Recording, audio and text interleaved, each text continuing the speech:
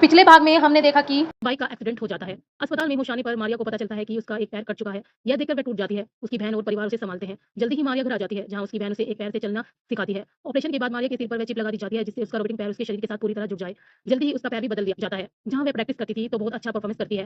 हिटोर भी वहां होता है, क्योंकि उसने उसे यह महंगा रोबोटिक पैर दिलवाया था। रात को मारिया हिटोर से मिलने जाती है और वह एक दूसरे के करीब आ जाते हैं। हिटोर बताता है कि उसने उसे रोबोटिक पैर इसलिए दिया था ताकि वह उनके एक काम में मदद कर सके। वह एक कैश वैन लूटना चाहते हैं ताकि उनके $10 मिलियन पूरे हो सके और वह बहुत सारी चिप्स खरीद सके। मारिया भी उनका साथ देती है। वह कैश वैन के सामने खड़ी होती है और जैसे ही वैन उसके पास हुए गुजरती है, वह अपने रोबोटिक पैर से एक जोरदार लात मारती है, जिससे वैन पलट जाती है। वे वैन के अंदर एक गैस बम फेंक देते हैं, जिससे पुलिस बाहर निकलने पर मजबूर हो जाती है। तभी हिटोर के आदमी आते हैं और हमला करते हैं। एक पुलिस अधिकारी मारिया का चेहरा देख लेता है, इसलिए हिटोर को उसे मारना पड़ता है, नहीं तो मारिया पकड़ी जाती। मारिया को यह देखकर बहुत बुरा लगता है कि हिटोर ने एक पुलिस अधिकारी को मार दिया। वह अपने भाई से कहती है कि उन्हें इन चोरों और हत्यारों का साथ छोड़ना होगा, लेकिन उसका भाई मना कर देता है।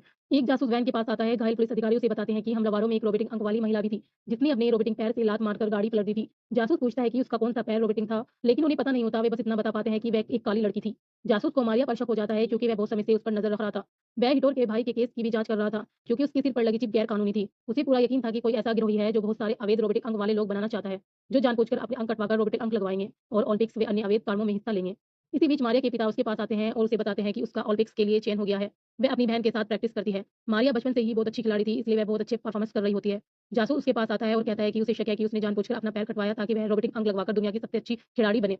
उसके पिता बहुत गुस्से होते हैं। जासूस बताता है कि जिस रात मारिया का एक्सीडेंट हुआ था, उससे 5 मिनट पहले किसी ने अस्पताल में फ़ोन करके बताया था कि एक्सीडेंट हुआ है। इसका मतलब यह है कि एक्सीडेंट जानबूझकर करवाया गया था। लेकिन उसके पास इस समय पूरा सबूत नहीं होता, इसलिए जासूस वहाँ से चला जाता है। हालाँकि मारिया की बहन को उस पर शक हो जाता है। जासूस ने जो रिकॉर्डिंग उन्हें दी थी, उसमें अस्पताल में फ़ोन करने वाले की आवाज़ थी।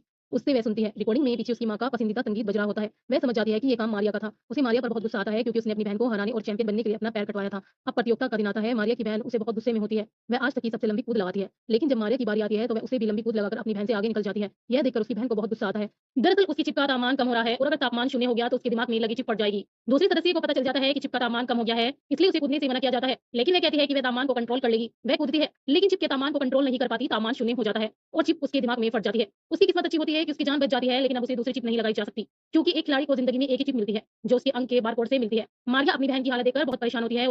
आगे क्या हुआ तुम सोच भी नहीं सकते। भाग 2 जरूर देखना। भाग 2 देखने के लिए फॉलो करें और बेल आइकन दबाना मत भूलना।